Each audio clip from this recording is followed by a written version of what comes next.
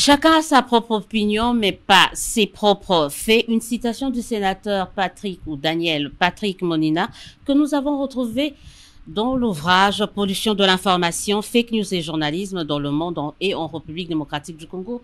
Et j'ai le plaisir de recevoir l'auteur de cet ouvrage, Patient Ligodi. Bonjour et bienvenue.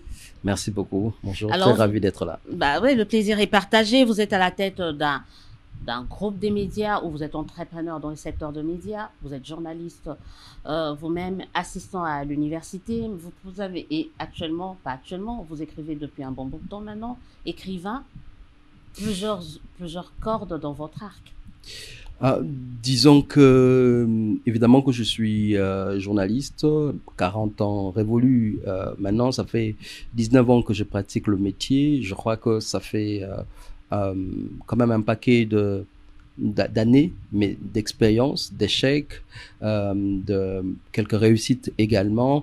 Et je pense qu'à un certain âge, on s'est dit qu'on a ces devoirs de partage, ces devoirs d'échange avec les congénères, mais aussi avec la génération qui arrive, pour partager évidemment les échecs, les petites connaissances, les petites expériences qu'on a pu, pour participer au débat. Je crois qu'après 19 ans de pratique journalistique et quand même une dizaine d'années dans l'entrepreneuriat, mais aussi du travail au niveau de la presse internationale aussi, ça peut nous donner une petite légitimité à pouvoir partager, échanger, participer au débat. Participer au débat, légitimité, j'allais dire, mes passions est très modeste quand on sait que vous incarnez par une révolution dans le secteur médiatique avec le média en ligne, mais également dans le média en tant qu'entreprise, en tant qu'industrie. Vous êtes parmi les pionniers dans ce secteur. On vous entend parler d'une petite légitimité. C'est peu dire quand même. Non. Bah, en fait, la légitimité, c'est que le travail journalistique, c'est un travail collaboratif. Donc, tu ne peux pas faire du journalisme seul. Et aujourd'hui, le journalisme, c'est, je veux dire, au croisement de plusieurs compétences. Que je suis loin d'être dépositaire. Donc, tu sais, je pense que c'est important de pouvoir venir dans ces domaines avec un peu d'humilité, parce que le journalisme se nourrit de plusieurs apports. L'apport des journalistes, l'apport de techniciens, l'apport de la société, l'apport de plusieurs compétences. Donc nous, on est au confluent, on va dire, des expériences, de compétences, d'expertise de plusieurs autres personnes, et peut-être notre mérite, c'est de pouvoir tirer profit de tout ça. Et d'avoir osé quand même, vous avez parié sur les médias en ligne, vous avez parié sur les nouvelles technologies, et aujourd'hui les faits, puisqu'en tout à l'heure on parlait, les faits vous en donnez raison, ou sont en train de vous donner raison. C'est l'avenir, c'est le présent, les médias en ligne, c'est le présent et le futur de la presse, du journalisme. Oui, je pense, puisque avant, on n'avait pas les plateformes numériques, donc on n'avait pas Facebook, on n'avait pas Twitter, on n'avait pas Google, on n'avait pas Instagram et tout ça, donc il n'y avait pas ce qu'on appelle des infomédiaires, donc les intermédiaires d'information qu'on a aujourd'hui. Aujourd'hui, on a ces plateformes qui permettent, on va dire, de faire les ponts entre ceux qui produisent l'information et ceux qui consomment l'information. Et cette nouvelle donne nous oblige, je crois, d'autres compétences, d'autres expertises pour essayer d'être présent dans les débats public, parce que si on ne tient pas compte de comment les plateformes numériques fonctionnent, l'on ne peut pas exister. Et la preuve, c'est que quand vous prenez les plus grands quotidiens du Congo, malheureusement... c'est lequel encore, le potentiel? Ben, on a le potentiel, on a le phare, on a on est tenté de dire qu'on avait le potentiel, qu'on avait le phare. Mais en tout cas, dans les patrimoines culturels et de la presse du Congo, c'est des mastodontes. Le potentiel, le phare, la référence plus, Forum des As et consorts. Mais la prospérité, évidemment, Africa News.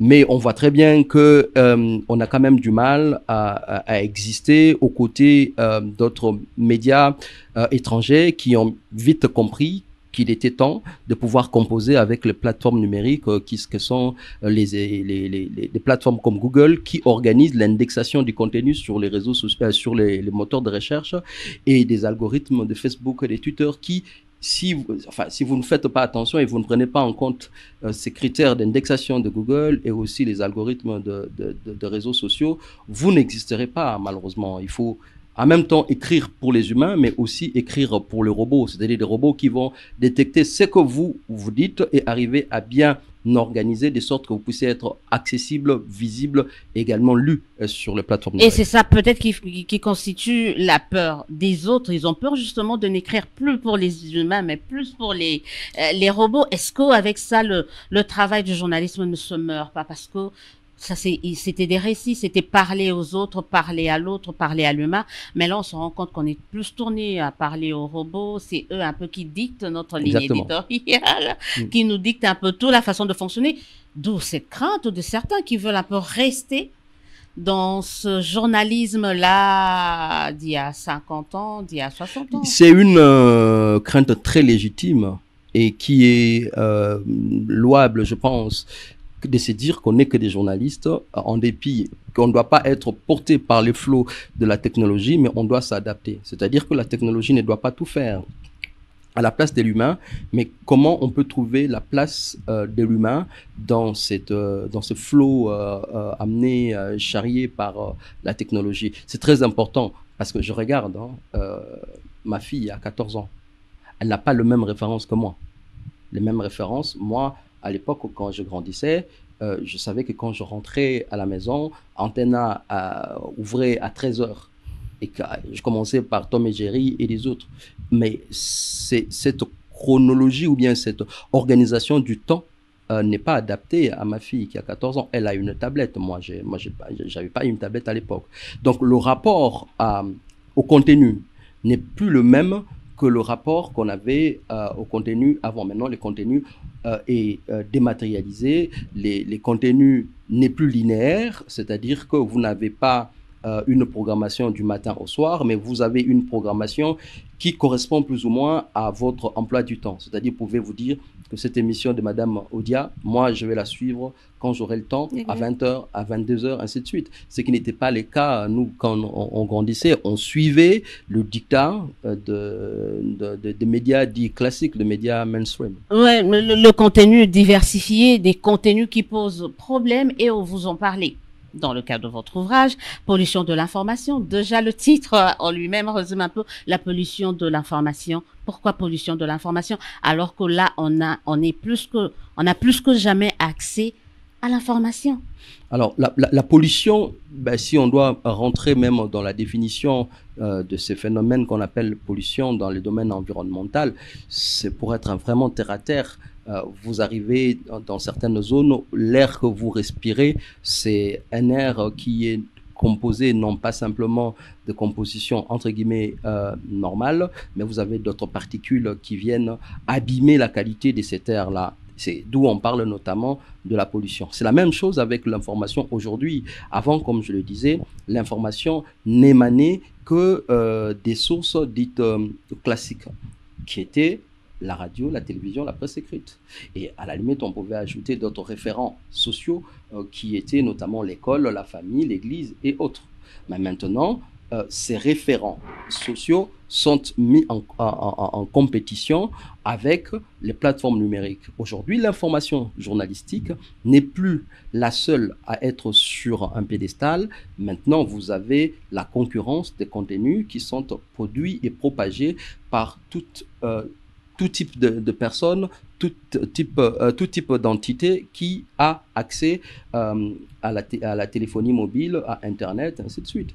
Vous pouvez avoir, on l'a vécu ici, hein, vous avez Dr Muyembe, réputé, qui a été longtemps à la tête de l'INRB, qui dialogue, discute avec les virus dans son laboratoire, qui a formé aussi d'autres PhD, mais sa parole est mise en concurrence avec un YouTuber, avec quelqu'un qui n'a même pas la moindre expérience que peut dégager Dr Muyembe. C'est ça, en fait, quand on parle de la pollution, c'est ça, c'est que vous avez beaucoup d'autres types de contenus informatifs qui viennent de plusieurs sources qui ne sont pas toujours des sources qui sont légitimes pour partager le contenu informatif. Moi, je dis que l'information, c'est une donnée très, très inflammable qui peut embraser une société, tout comme elle peut éclairer une société. D'où la gestion de l'information, c'est quelque chose de très, très important. Est-ce qu'aujourd'hui, si on parle de la pollution de l'information, est-ce que c'est pas parce que dans les chefs des médias traditionnels et dans les chefs des journalistes, les médias traditionnels et les journalistes ont failli? Oui et non. Oui, dans la mesure où on n'a pas vu venir la superpuissance de plateformes numériques, comme je dis, les moteurs de recherche, comme également les réseaux sociaux et consorts. On ne s'est pas adapté très tôt, ce qui est compréhensible, parce que généralement, la technologie avance un peu plus vite que les réalités sociales. Il fallait que Apple crée la caméra frontale pour qu'on commence à faire des selfies. Donc, ça a commencé par la création de la caméra frontale et ensuite, l'usage social, ça n'est découlé. Non, ça c'est non, mais oui, dans la mesure où il faut dire que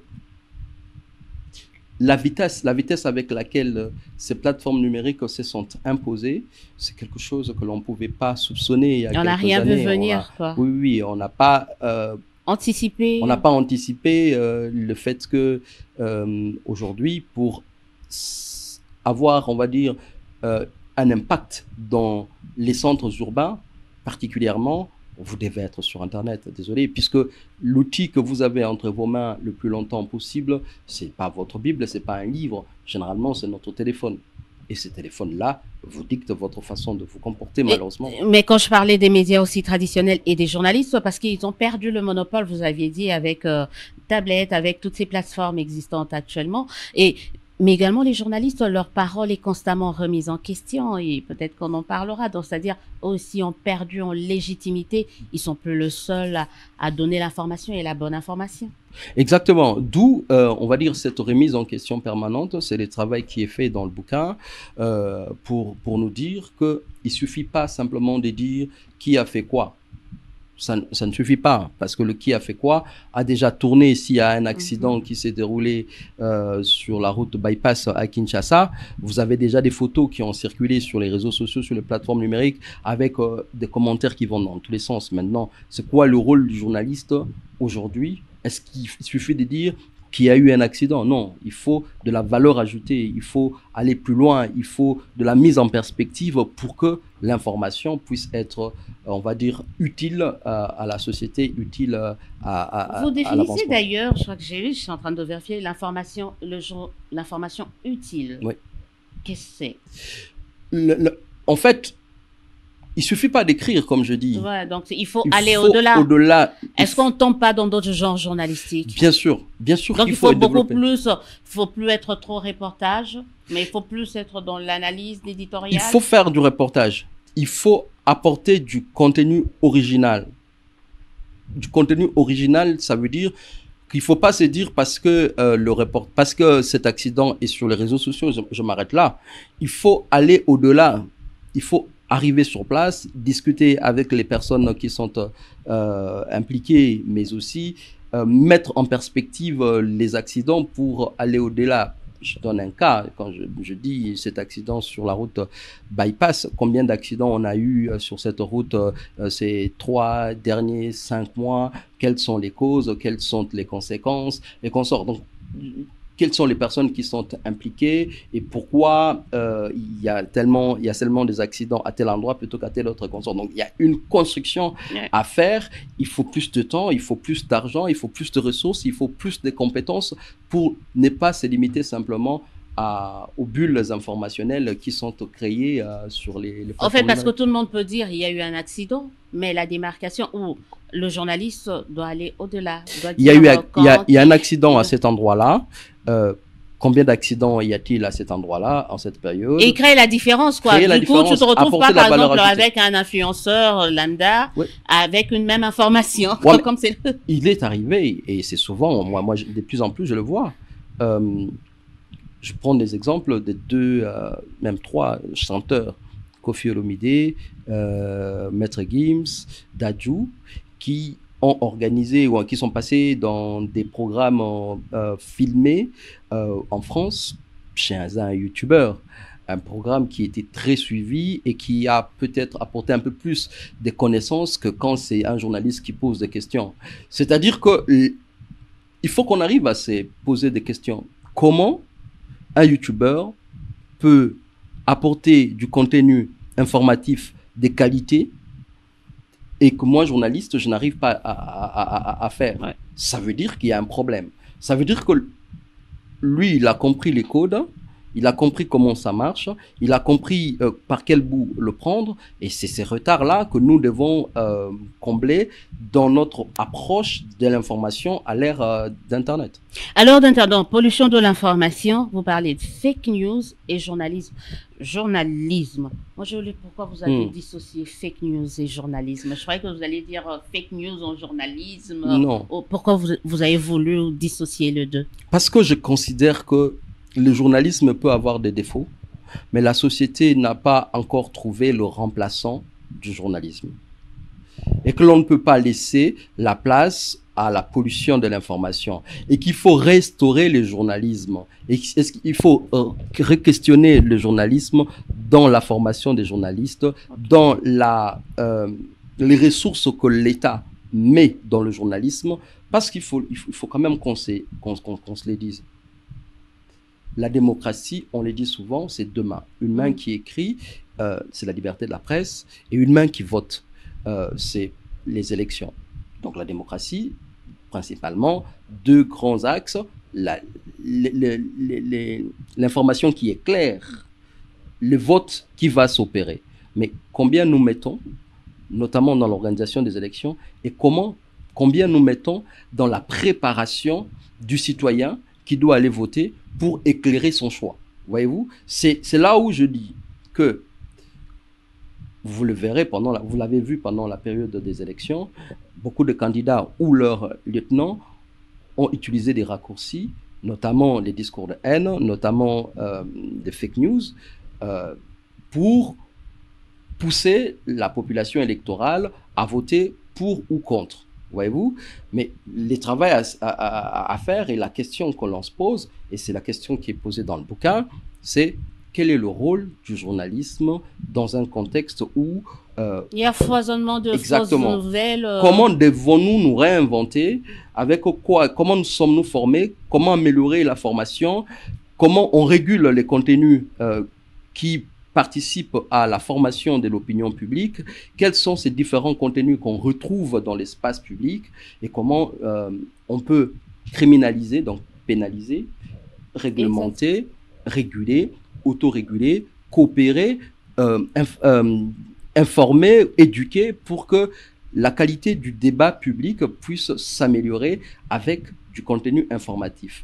On constate que les fake news et ces différentes manifestations existent, mais l'on constate également qu'il n'y a pas encore de remplaçant du journalisme dans notre société, d'où l'importance de revitaliser le journalisme et les journalistes en allant vers ce que j'appelle un journalisme beaucoup plus utile, qui permettra notamment d'apporter ce phare qui va éclairer les débats et de publics. créer la différence quand même, surtout avec des faits. Et là, vous dites par exemple que dans notre société contemporaine, ce qui est cru semble parfois plus important que ce qui est authentique. Malheureusement.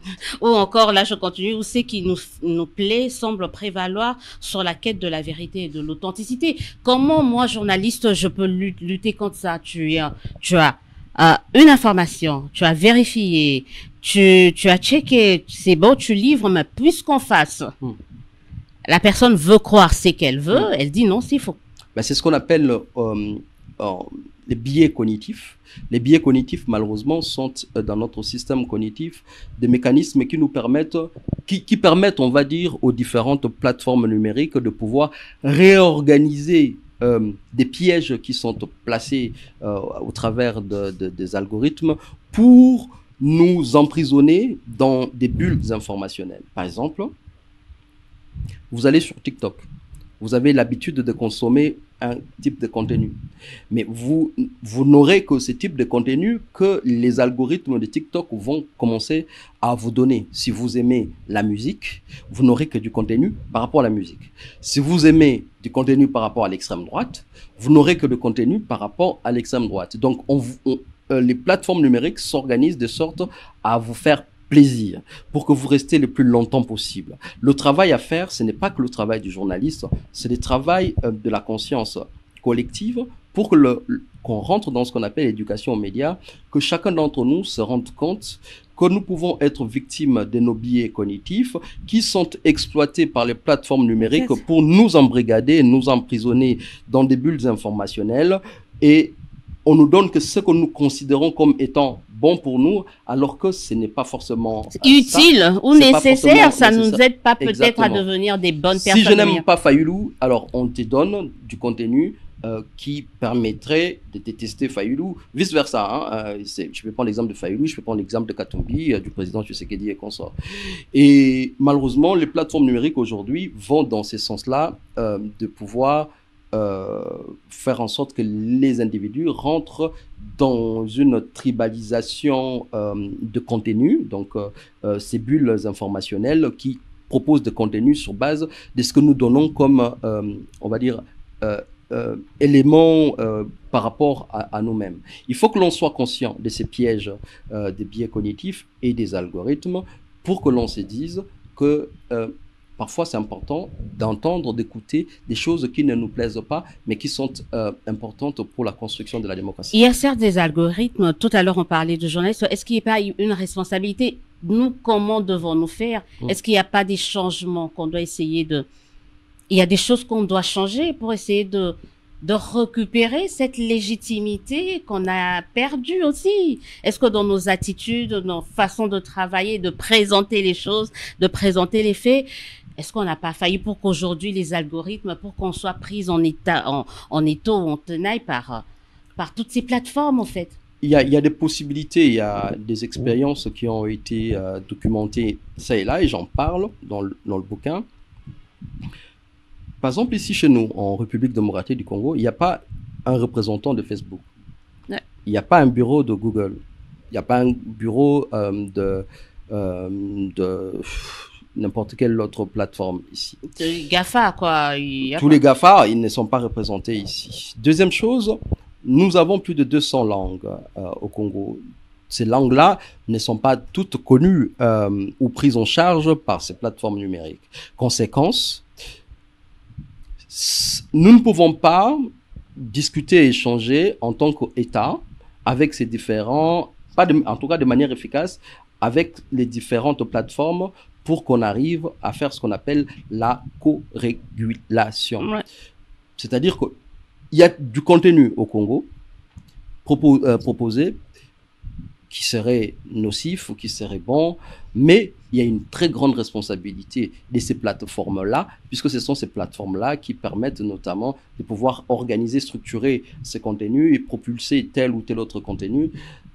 Et ailleurs, de temps en temps, vous voyez qu'il y a un dialogue, il y a un échange avec ces plateformes, il y a des politiques publiques qui sont élaborées pour responsabiliser davantage ces plateformes numériques, pour aussi criminaliser certains actes de ces plateformes numériques, pour le rendre redevable vis-à-vis de la société, eu égard au poids sur la société, et sur l'histoire et sur nos démocraties. On a déjà vu Mark Zuckerberg être invité au Congrès. On a déjà vu... il faudra que de notre côté, que l'on puisse développer également des stratégies, j'en parle dans le bouquin. Par exemple, au niveau du Conseil supérieur de l'audiovisuel de la communication, on a toujours plaidé pour qu'il y ait un bureau qui permettra de faire des échanges avec ces plateformes-là pour chaque fois qu'on a, par exemple, des attaques informationnelles, puisque ça existe des cyberattaques et des attaques d'influence étrangère, par exemple, pour que l'on puisse avoir la possibilité de pouvoir les identifier et échanger avec les plateformes numériques pour dire attention ceci, attention cela, ça peut creuser ceci, ça peut creuser cela. Mais c'est un peu le cas de nos soucis. En fait, les autorités, bon, on va pas taper sur aujourd'hui, mais ils se disent, bon, on s'en occupe pas, ils s'en occupent juste quand il faut menacer, il y a peut-être des informations qui leur échappent, c'est quand ils essayent d'intervenir et d'essayer de réguler à la va-vite, toutes ces histoires-là Comment on s'y prend? Il faut faire attention, par exemple, puisque vous parlez de l'autorité publique. Il y a ce qu'on appelle la guerre hybride, cette guerre que mène, par exemple, le M23 et le Rwanda contre la République démocratique du Congo. C'est une guerre qui ne concerne pas que les troupes au sol ou encore l'aviation militaire, ainsi de suite. C'est une guerre qui concerne plusieurs terreaux. Vous avez, par exemple, les terreaux qu'on appelle la guerre économique, qui ne permet pas, par exemple, à tel type de marchandise d'arriver à tel endroit, ainsi de suite. Ça s'appelle la guerre économique. Vous avez également la guerre, les cyberattaques, la cyberguerre. Vous avez aussi ce qu'on appelle également la désinformation. Et la mésinformation, je crois que vous en parlez également. Également. Et ça, c'est des attaques. Il faut en être conscient.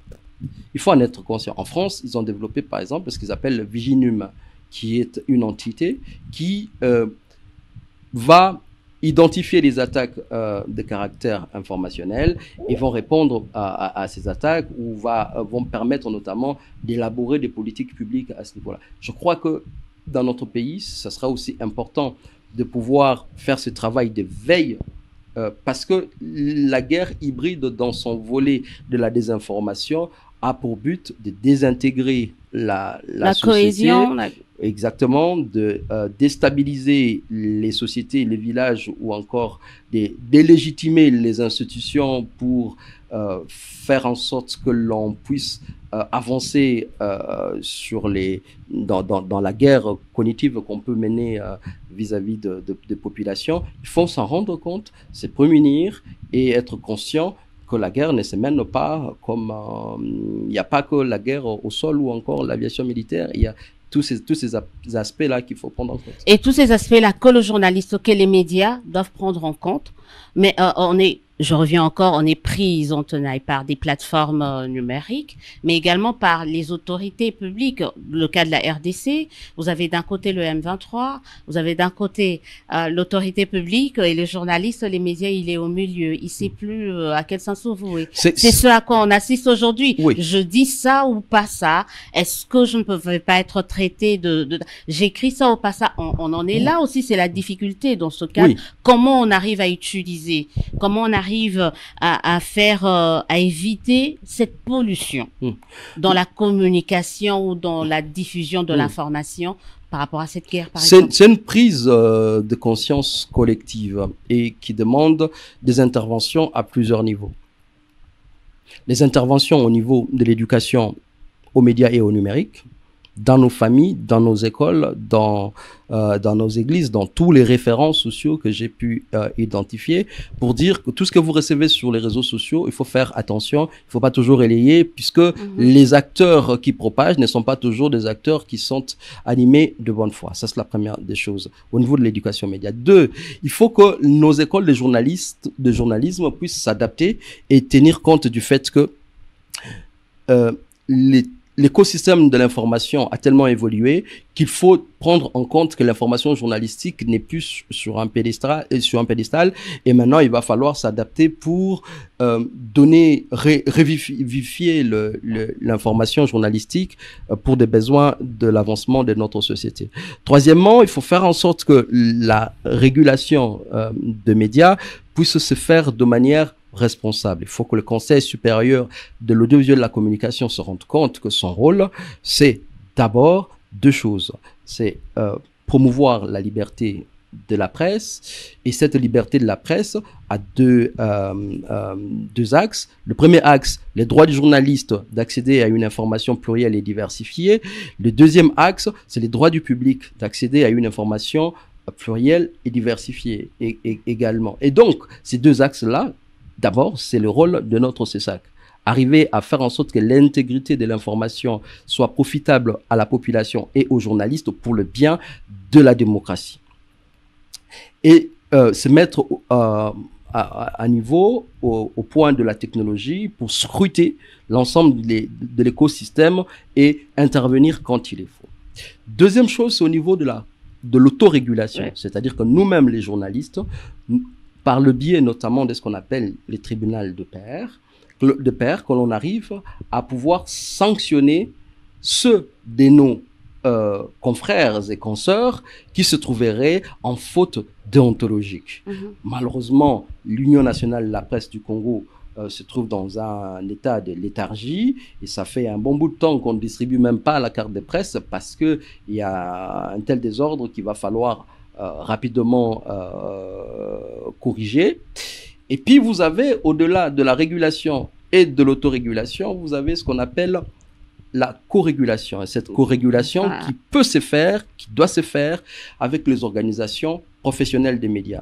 Journalistes en danger, l'association de la presse papier, l'association de la presse audiovisuelle, l'association de la presse en ligne et consorts, qui doivent également, eu égard à leurs compétences liées à aux particularités de leur secteur, arriver à canaliser, contrôler, mieux gérer les membres de ces différentes organisations. C'est ce qu'on j'appelle la co-régulation, puisque ça se fait avec l'institution de régulation, l'instance de régulation, d'autorégulation, mais aussi les organisations professionnelles. Mais ça ne s'arrête pas là.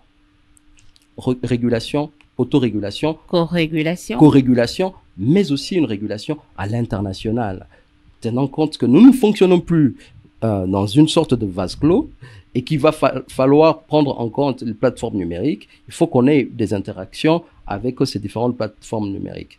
À côté de cette régulation à l'international, co-régulation à l'international, vous avez la réglementation.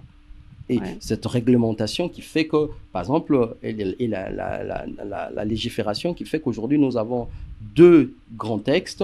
L'ordonnance loi du 13 mars 2023 sur l'exercice de la liberté de la presse.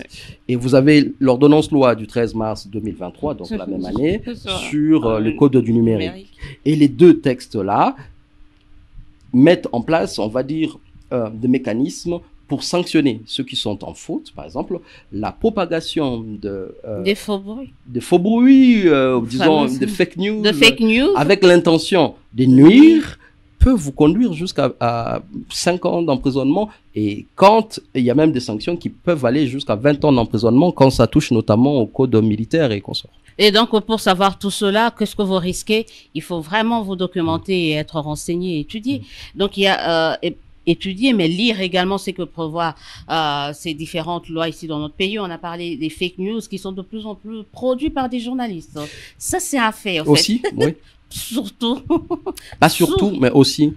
Pas surtout dans la mesure où les acteurs de la désinformation se recrutent partout. Dans les partis politiques, dans les églises. Il y a aussi ce que l'on appelle les fake news d'État. On se rappelle ici, j'en parle un peu dans le bouquin aussi, qu'il fut un temps dans ce pays, il y avait une vidéo qui avait circulé des militaires congolais qui tiraient sur des membres de la milice, ou on peut dire qu'on peut les appeler comme ça, comme un Ansapou. On a eu des autorités de ces pays qui ont rapidement dit qu'il s'agissait d'un montage et qu'ils savaient qui était derrière ce montage. Mais finalement, ces militaires-là ont été arrêtés alors qu'on disait que c'était un montage, mais ces militaires ont été arrêtés et condamnés.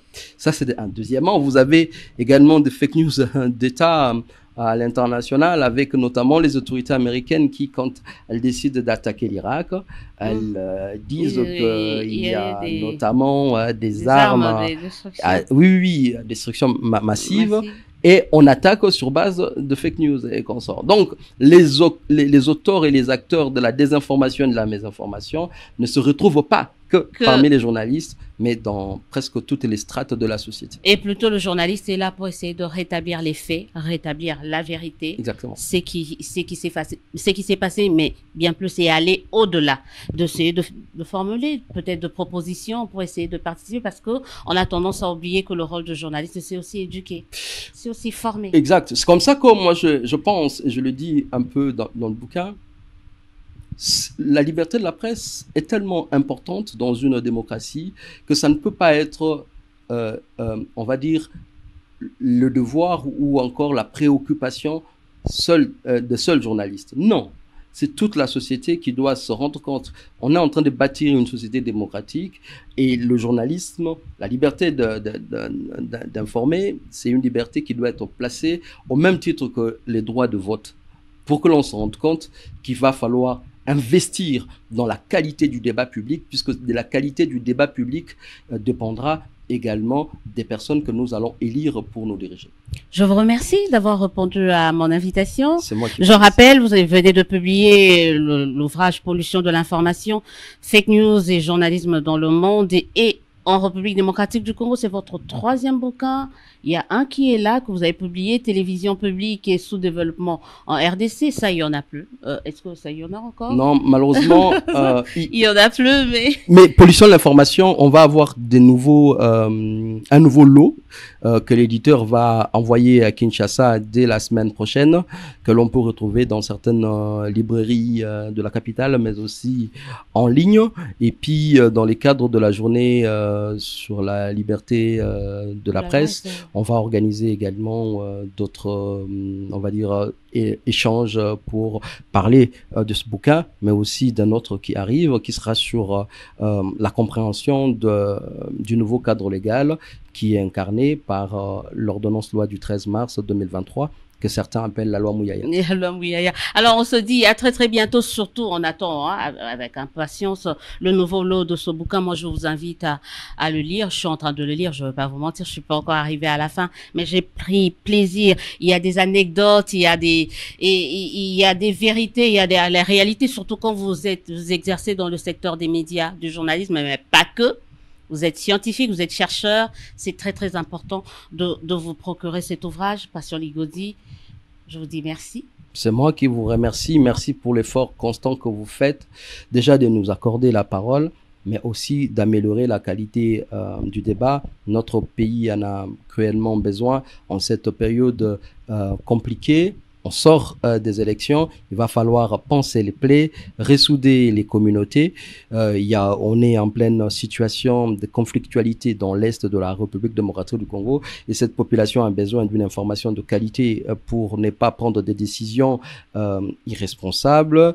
Mais on est dans un pays où également on a ce qu'on appelle des épidémies qui sont on a là une épidémie de choléra qui est active, on a une épidémie de monkeypox, on a une épidémie de rougeole, mais ces épidémies charrient souvent également de la désinformation, des rumeurs et consorts. Donc le travail du journaliste doit être un travail qui doit être intéressant, de qualité, rigoureux, pour qu'on arrive justement à contribuer à une société qui aspire à la démocratie et également au développement. C'est d'ailleurs le sens de cette émission, une remise en question de ce que nous faisons, nous en tant que journalistes, comment elle est faite et comment on peut participer au développement de notre pays. On se dit au revoir, à très très bientôt pour un nouveau numéro de votre émission, Nous de la presse.